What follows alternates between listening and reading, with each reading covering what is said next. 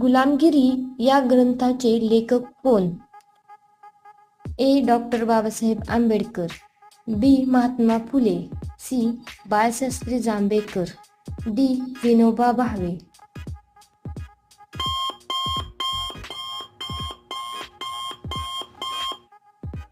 याचे योग्य उत्तर आहे ऑप्शन बी.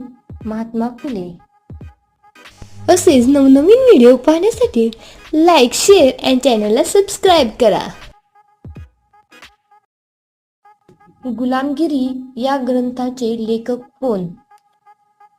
ए. डॉक्टर बाबासाहेब आंबेडकर, बी. महात्मा फुले, सी. बाळशास्त्री जांभेकर, डी. विनोबा भावे.